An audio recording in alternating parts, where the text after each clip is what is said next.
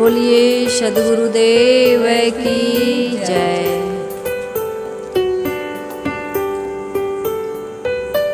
प्रातः स्मरणीय विश्ववंदनीय संतों के सम्राट सद्गुरु कबीर साहिब जी के पावन चरण कमलों में त्रैवार बंदगी करते हुए मेरे मन मंदिर के आराध्य परम पूज्य गुरुदेव जी, अर्चनीय वंदनीय संत समाज समस्त संत गुरुजनों के चरण कमलों में त्रैवार बंदगी करते हुए आइए आप सबके बीच इस दीपावली के महापर्व पर मैं भी अपने विचार रखने का प्रयास कर रही हूँ। जैसे कि हम सभी लोग जानते ही हैं कि कल दीपावली का पर्व है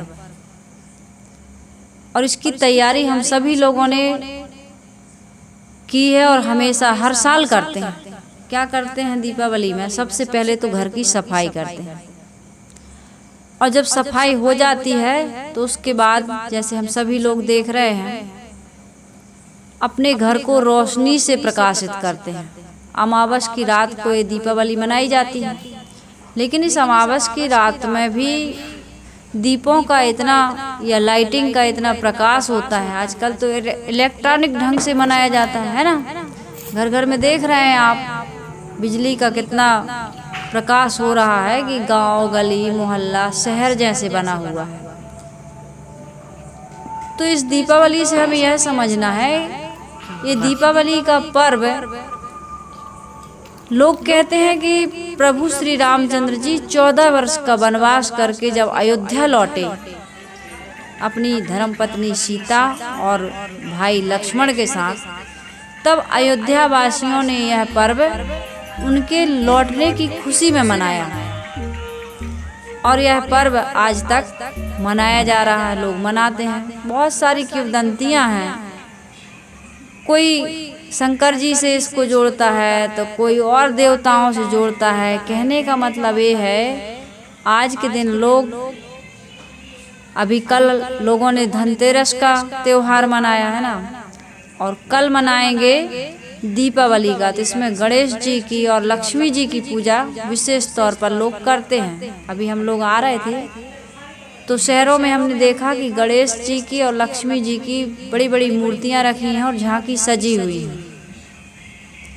गणेश जी बुद्धि के प्रतीक माने जाते हैं, बुद्धि और विद्या देते हैं, और लक्ष्मी जी धन धान से हमको संपन्न करते हैं। लेकिन गणेश की मूर्ति की पूजा करने से और लक्ष्मी जी की मूर्ति की पूजा करने से हमारे घर में या हमारे जीवन में ना बुद्धि का विकास होगा और ना संपत्ति आएगी। संपत्ति कैसे आएगी? जब हम श्रम करेंगे। और बुद्धि कैसे आएगी? जब हम संतों के पास, विवेकियों के पास, समझदारों के पास, ऐसे मनीषियों के पास बैठेंगे। जैसी संगति करते हैं वैसी हमारी बुद्धि बनती है। इसलिए हम सबके जीवन में दीपावली का प्रकाश यही ज्ञान दे रहा है कि हमें अंतःकरण की सफाई करना है। अंतःकरण में विवेक विचार का झाड़ू लगा करके हमें ज्ञान का दीप जलाना है, ज्ञान का। और जब तक ज्ञान का दीपक नहीं जलेगा, जब तक अज्ञान दूर नहीं होगा, तब तक हमारे जीवन का दुख दूर नहीं हो सकता है। इसलिए ज्ञान का दीप जलाना अत्यंत आवश्यक है और अंतःकरण की सफाई इसकी आवश्यकता है। जब तक हम अंतःकरण की सफाई नहीं करेंगे, जब तक हमारे मन में शांति, प्रसन्नता या परिवार में प्रेम स्थापित नहीं हो सकता है। कहते हैं एक घर में बहू थी और बहू का स्वभाव बड़ा झगड़ालू टाइप का था, सभी से झगड़ा करती थी। घर में ज़्यादा लोग थे नहीं, केवल सास ससुर थे और पति था। लेकिन घर में रोज सास से भी हो जाता था, ससुर से भी हो जाता था, पति से भी झगड़ा कर लेती थी। और जिस व्यक्ति का स्वभाव झगड़ा करने का होता है उस व्यक्ति को कोई पसंद नहीं करता है। तो दोनों तरफ से लड़ाई होती है, एक तरफ से लड़ाई नहीं होती है। इसमें ना बहू का दोष है और ना अन्य व्यक्ति। परिवार में जितने लोग रहते हैं, कोई ज़्यादा गलती करता है तो कोई कम गलती करता है, लेकिन गलती दोनों तरफ से होती है। पलटू हमसे लड़न को आवे सब संसार और वे बोले हम चुप रहे सहजे जावे हार। यदि कोई कुछ बोल रहा है तो आदमी को क्या करना चाहिए, सामने से चुप रहना चाहिए। लेकिन लोगों की ये मानसिकता है कि हम नहीं तुमसे कम, और तुम हो राइफल बंदूक तो हम हैं एटम बम। न सास अपने को कम समझती है, ना बहू अपने को कम समझती है, न देवरानी अपने को कम समझती है, न जेठानी अपने को कम समझती है। कोई अपने को कम नहीं समझता है, कोई अपने को विनम्र या छोटा बनाने की कोशिश नहीं करता है। इसलिए घर परिवार समाज में लड़ाइयाँ झगड़ा बढ़ता जाता है। बोलत बोलत बाढ़ू बेकारा, साहब कहते हैं सो बोलिए जो पड़े बेचारा। ऐसा अनावश्यक ना बोलिए जिससे कि अपने जीवन में, घर में, परिवार में अशांति का वातावरण हो। यदि अशांति का वातावरण स्थापित करने वाला ये मनुष्य अपनी जुबान पर कंट्रोल कर ले तो बहुत कुछ झगड़ा और लड़ाइयाँ समाप्त हो सकते हैं। इसलिए मधुर वचन है औषधि, कटुक वचन है तीर, श्रवण द्वार हो संचरे साले सकल शरीर। हमें मीठी वाणी का प्रयोग करना चाहिए, कभी भी कड़वी वाणी का प्रयोग। वाणी हमें वरदान स्वरूप प्रकृति के द्वारा मिली हुई है। इस वाणी से यदि हम मीठा बोलेंगे तो घर में प्रेम बढ़ेगा। कहते ना, मृदुवाणी सुंदर बरताओ। सुखों की खान क्या है? घर में, परिवार में, समाज में सुख की स्थापना कैसे हो सकती है? मन में हमें सुख की अनुभूति कैसे हो सकती है? उपाय बताया इस भजन में। मृदुवाणी सुंदर बरताओ, दो ही साधन है, एक मीठा बोलिए और कोमल व्यवहार करिए, अपने लिए कठोर बनिए। यदि अपन से कुछ गलती हो जाती है तो अपने आप को सजा दीजिए, लेकिन आदमी अपने आप को सजा नहीं देता है। सजा किसको देता है? दूसरे को। और सजा से सामने वाले का कभी सुधार होता नहीं है। सामने वाला तो यही चाहता है कि मेरी गलतियों को लोग क्षमा कर दें। तो हमें दूसरों की गलतियों पर क्षमा करना चाहिए और खुद की गलती पर कठोरता से खुद को दंड देना चाहिए। लेकिन आदमी खुद को दंड नहीं देता, दूसरे को दंड देता है। यदि खुद को दंड दे तो सुधर जाए, दूसरे के दंड देने से तो लड़ाई झगड़ा होता है। तो इसलिए अपने जीवन में सुधार का दो ही रास्ता है। कौन सा? मृदुवाणी सुंदर बरताओ, सभी सुखों की खान है। मृदुवाणी सुंदर बरताओ, सभी सुखों की खान है। प्रेम की गंगा बहे जहाँ पर, वह घर स्वर्ग समान है। प्रेम की गंगा बहे जहाँ पर, वह घर स्वर्ग समान है। मृदुवाणी, दूसरा काम सुंदर बर्ताव। हमारा व्यवहार ही तो बिगड़ गया है। एक तो आदमी स्वभाव से दुखी होता है और दूसरा अभाव से दुखी होता है। हमारे घर में वस्तुएं नहीं है इसलिए लड़ाई झगड़ा होता है, और अच्छा खाते हुए, पीते हुए, अच्छे मकान में रहते हुए सब कुछ अच्छा है फिर भी लड़ाई होती है। तो इसमें कारण क्या है? स्वभाव अच्छा नहीं है। अभाव तो नहीं है, चीज़ों की कोई कमी नहीं है, लेकिन स्वभाव में सुंदरता नहीं है। इसलिए हमें अपने स्वभाव को सुंदर बनाना चाहिए। चेहरे को सुंदर हम नहीं बना सकते, वो आर्टिफिशियल ढंग से। यदि हम ब्यूटी पार्लर में जा कर के थोड़ा मेकअप करवा लेते हैं, मेकअप यानी ऊपर से नकली बनावटीपन है ना, तो मेकअप करा करके हम थोड़े समय के लिए सुंदर बन सकते हैं। लेकिन काला रंग है तो वो गोरा नहीं होगा, लेकिन मन काला है तो वो गोरा हो सकता है। गंदा मन है उसको हम शुद्ध पवित्र बना सकते हैं। इसलिए हमें यही काम करना चाहिए। सत्संग क्या है? ब्यूटी पार्लर है, ब्यूटी पार्लर। इस सत्संग में आकर के हम अपने स्वभाव को, रहनी को, आचरण को सुंदर बनाते हैं। इसलिए कह रहे हैं कि दो काम करो, एक तो मीठा बोलिए और दूसरा क्या करिए? सुंदर बर्ताव करिए। मृदुवाणी सुंदर बर्ताव। यदि इतना कर लिया तो क्या होगा पता है? सभी सुखों की खान है। खान यानी खदान, इस सुखों की खदान है। जो व्यक्ति वाणी को मीठा बना लेता है और व्यवहार को सुंदर बना लेता है, वह व्यक्ति जहाँ रहता है सबको सुख पहुँचाता है। उसके साथ रहने वाला अपने आप को सौभाग्यशाली समझता है। इसलिए मृदु वाणी, सुंदर बर्ताव सभी सुखों की खान है और प्रेम की गंगा बहे जहाँ पर वह घर स्वर्ग समान है। कहाँ है स्वर्ग? आकाश पाताल में नहीं है, जहाँ पर प्रेम है वहीं पर स्वर्ग है। तो उस घर में वो बहू सभी से लड़ाई झगड़ा करती थी। एक दिन बहुत परेशान हो गई। आदमी जब अशांति से रहता है तो उसको दुख मिलता ही है, मन उसका पीड़ित होता ही है, अशांत होता ही है। तो फिर या तो वो आत्महत्या करता है या तो फिर वो उस व्यक्ति से बहुत दूर चला जाता है। दो ही उपाय हैं, या तो हम जिससे हमारे विचार नहीं मिलते उससे हम दूर हो जाएं, अलग हो जाएं, या तो फिर जब दूर नहीं हो सकते कई लोग ऐसा करते हैं, सेल्फास खा लेते हैं, कई लोग फांसी लगा लेते हैं, कई प्रकार से अपने आप को खत्म कर देते हैं। हो रहा है ना, आजकल बहुत ज्यादा हो रहा है।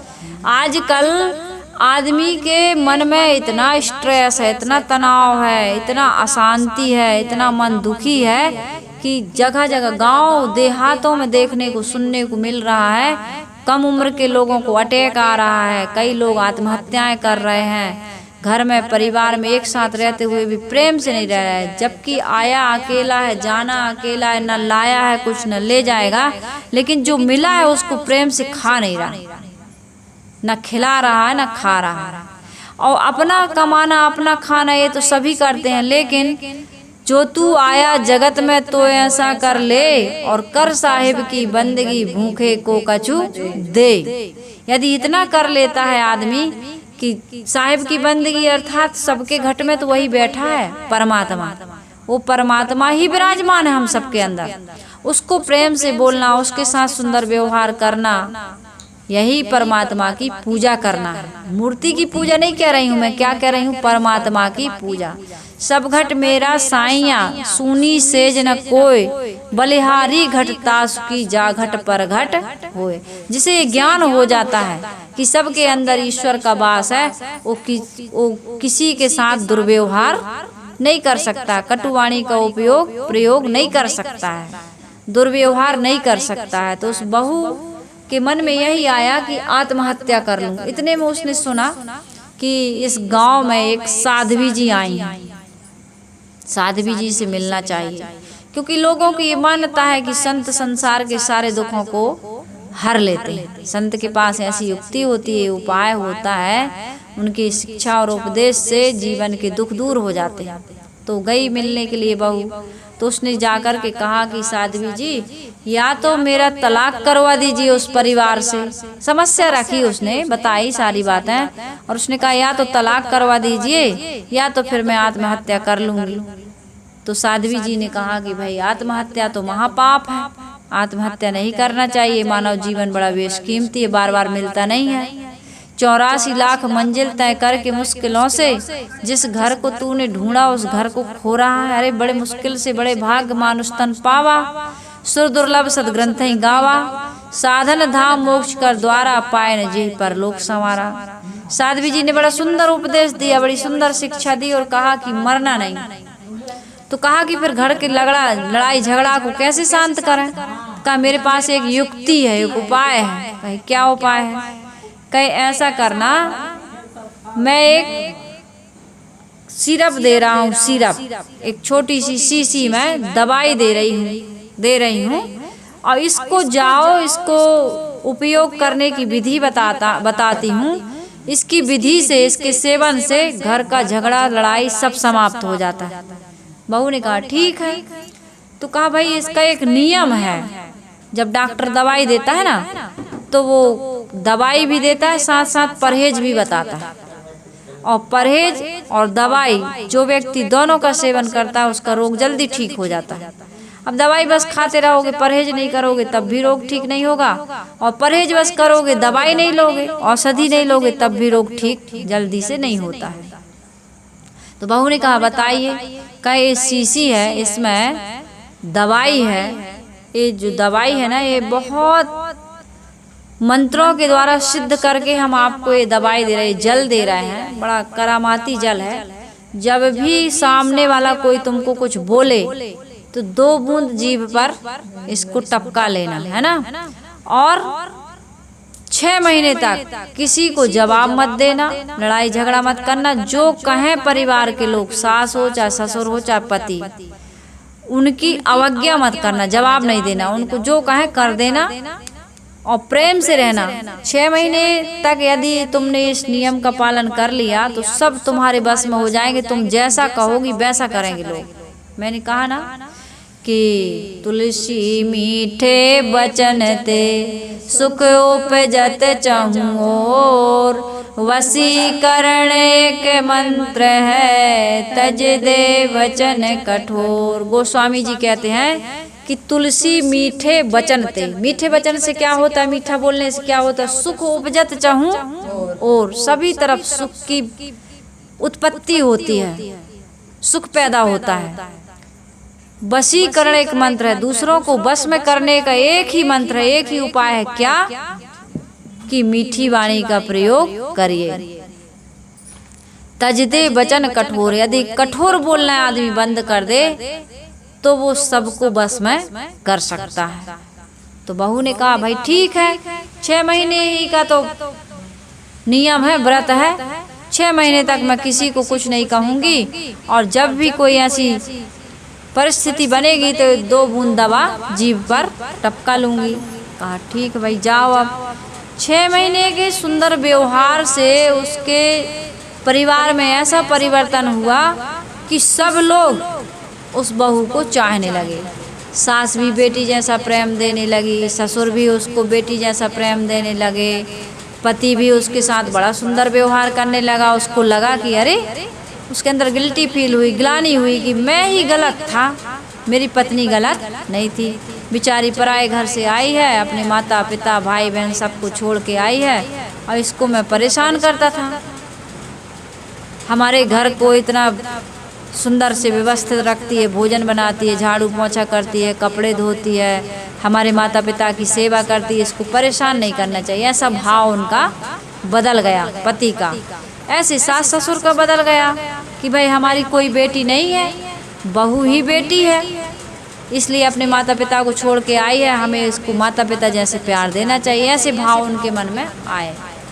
तो फिर वो बहू 6 महीने के बाद साध्वी जी का पता करके उनके पास गई, तो कहा कि भाई और सुनाओ कैसे है अब घर की स्थिति का। हमारे घर में तो बहुत सुंदर, सभी लोग बड़े प्रेम से रहते हैं, और मुझे तो माता पिता की कमी बिल्कुल नहीं खलती। ऐसा लगता है कि ये मेरी सास और मेरे ससुर मेरे माता पिता हैं, और पति मेरे परमेश्वर हैं, देवता हैं, क्योंकि ये पति देव ही मेरी सब तरह से सारी इच्छाओं की पूर्ति करने वाले, मेरी रक्षा करने वाले, आजीवन साथ निभाने वाले। माता पिता ने जन्म दे के विवाह कर दिया, विदा कर दिया, लेकिन जिस सास के पास मैं आई हूँ वो सास हर क्षण मेरा ध्यान रखती है, मेरे साथ में रहती है, और पति मेरी सारी ज़रूरतों की पूर्ति करते हैं।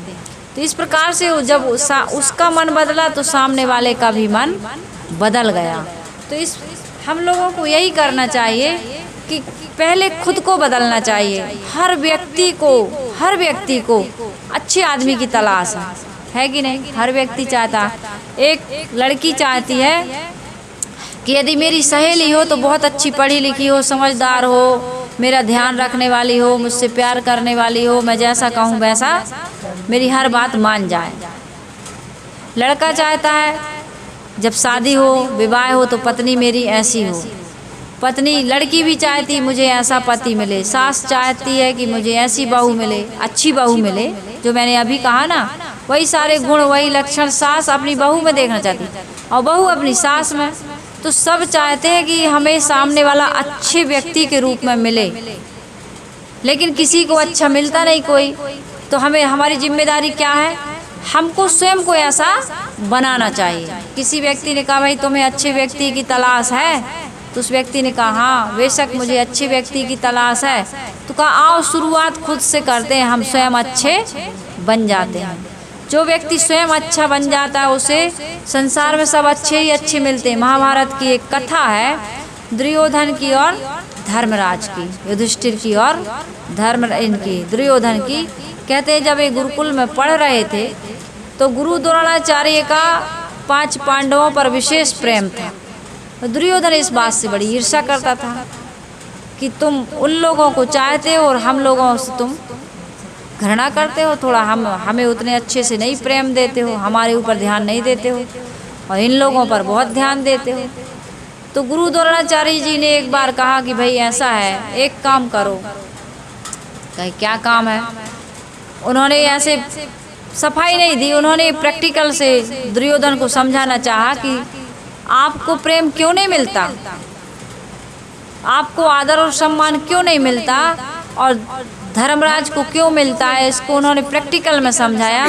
दुर्योधन से कहा कि जाओ अच्छे व्यक्ति को खोज के लाना, और सुबह से शाम तक आसपास के गांव तक में ढूंढ करके आया लेकिन उसे कोई अच्छा व्यक्ति नहीं मिला। और धर्मराज से कहा कि जाओ बुरे व्यक्ति को खोज के लाना, तो धर्मराज गए तो उन्हें कोई बुरा व्यक्ति नहीं मिला। वहीं दुर्योधन को अच्छा आदमी नहीं मिलता है और वहीं पर धर्मराज को बुरा आदमी नहीं मिलता। दोनों आए, दोनों ने कहा कि मुझे कोई अच्छा व्यक्ति नहीं मिला और उन्होंने कहा कि मुझे कोई बुरा व्यक्ति नहीं मिला। तो गुरु द्रोणाचार्य जी ने समझाया कि दुर्योधन तुम्हें इस संसार में कोई अच्छा आदमी नहीं मिला और धर्मराज को देखो कोई बुरा आदमी नहीं मिला। तो कोई अच्छा और बुरा नहीं होता है, हमारी सोच, हमारा व्यवहार सामने वाले को प्रभावित करता है। और जैसा हमारा कहते हैं ना एक्शन टू रिएक्शन, क्रिया की प्रतिक्रिया, बिंब का प्रतिबिंब होता है। जैसा चेहरा हमारा होता है दर्पण में वैसा ही दिखता है। जैसी हमारी भावना होती है सामने वाले के ऊपर उसका प्रभाव पड़ जाता है। तो हमें क्या करना है, अपने मन को, अपने वाणी को, अपने व्यवहार को सुंदर बनाना है। यही दीपावली का महापर्व हमें शिक्षा दे रहा है कि जिस प्रकार से घर की सफाई करते हैं और प्रकाशित करते हैं घर को, घर में मिठाइयाँ बनाते हैं, फुलझड़ी जलाते हैं, है ना, कितना सुंदर ये त्यौहार है। सबसे सुंदर त्यौहार तो मुझे दीपावली का ही लगता है, क्योंकि इस दीपावली में घर की सारी साफ सफाई होती है, बढ़िया प्रकाश जलता है, मिठाइयाँ बनती हैं, एक दूसरे से हम गले मिलते हैं, त्यौहार मनाते हैं, बहुत अच्छा लगता है। तो जिस दिन इस दीपावली से हम अपने जीवन की अंतःकरण की सफाई कर लेंगे और अपने मन में ज्ञान का दीप जला लेंगे, उस दिन हमारा जीवन सफल और सार्थक हो जाएगा। वो बहू घर जाती है और बहुत सुंदर सास ससुर की सेवा करती है, पति के साथ सुंदर व्यवहार करती है, भजन गाती है। वो बहू क्या कहती है, घर ही को मंदिर बनाऊंगी, तीर्थ नहीं जाऊंगी, घर ही को मंदिर बनाऊंगी, तीर्थ नहीं जाऊंगी, सास अपनी को गौरा बनाऊंगी, सास अपनी को गौरा बनाऊंगी, ससुरा को शंभु बनाऊंगी, तीर्थ नहीं जाऊंगी, ससुरा को शंभु बनाऊंगी, तीर्थ नहीं जाऊंगी, घर ही को मंदिर बनाऊंगी, तीर्थ नहीं जाऊंगी, जेठ अपने को विष्णु बनाऊंगी, जेठ अपने को विष्णु बनाऊंगी, जेठानी को लक्ष्मी बनाऊंगी, तीर्थ नहीं जाऊंगी, जेठानी को लक्ष्मी बनाऊंगी, तीर्थ नहीं जाऊंगी, घर ही को मंदिर बनाऊंगी, तीर्थ नहीं जाऊंगी, देवर अपने को कृष्णा बनाऊंगी, देवर अपने को कृष्णा बनाऊंगी, देवरानी को रुक्मणी देवरानी को रुक्मणी बनाऊंगी, तीरथ नहीं जाऊंगी। देवरानी को रुक्मणी बनाऊंगी, तीरथ नहीं जाऊंगी। घर ही को मंदिर बनाऊंगी, तीरथ नहीं जाऊंगी। अपने को राम बनाऊंगी, पति अपने को राम बनाऊंगी। खुद सीता बन जाऊंगी, तीरथ नहीं जाऊंगी। खुद सीता बन जाऊंगी, तीरथ नहीं जाऊंगी। घर ही को मंदिर बनाऊंगी, तीरथ नहीं जाऊंगी। बेटी अपने को गणेश बनाऊंगी, बेटा अपने को गणपति बनाऊंगी। बेटी को दुर्गा बनाऊंगी, तीरथ नहीं जाऊंगी। बेटी को दुर्गा बनाऊंगी, तीरथ नहीं जाऊंगी। घर ही को मंदिर बनाऊंगी, तीरथ जाऊंगी। मीठी मीठी बोलियों की घंटी बजाऊंगी, मीठी मीठी बोलियों की घंटी बजाऊंगी। प्रेम से भोग लगाऊंगी, तीरथ नहीं जाऊंगी। प्रेम से भोग लगाऊंगी, तीरथ नहीं जाऊंगी। घर ही को मंदिर बनाऊंगी, तीरथ नहीं जाऊंगी। उस बहू को ये समझ में आ गया कि घर ही को मंदिर बनाऊंगी। हम घर में मंदिर बनाते हैं या मंदिर में भगवान की पूजा करने जाते हैं, लेकिन घर को मंदिर नहीं बनाते। ये हमारी सबसे बड़ी भूल है।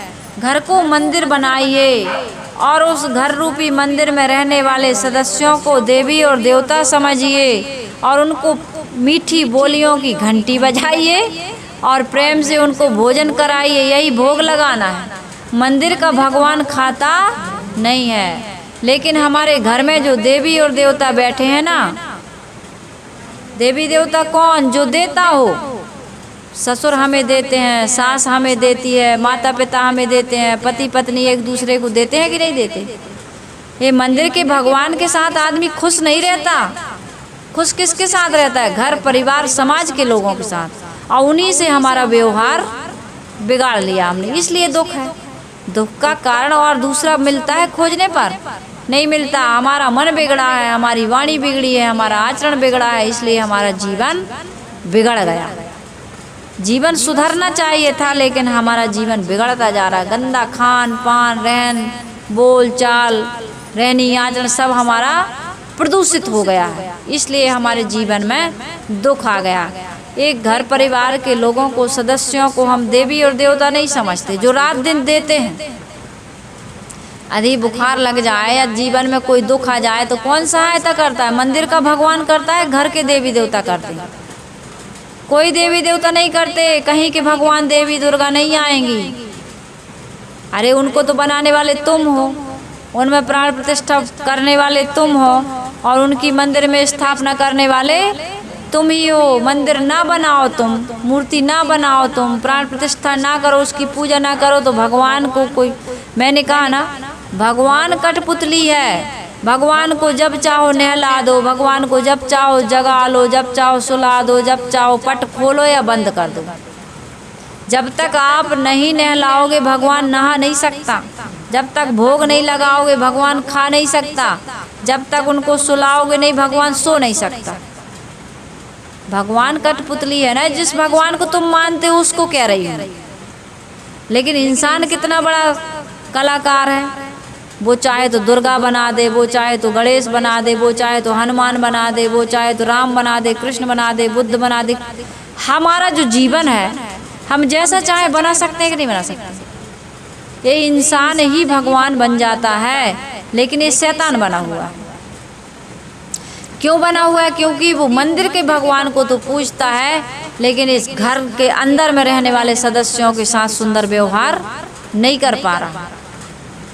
एक घर में एक लड़का, जैसे आपके घर में भैया गए हैं ना विदेश, ऐसे विदेश गया और वहाँ से जब आया 6-7-8 महीने के बाद आया, तो घर के लोगों को पहली बार बाहर गया था और पहली बार पैसा मिला था, तो कुछ गिफ्ट लेके आया।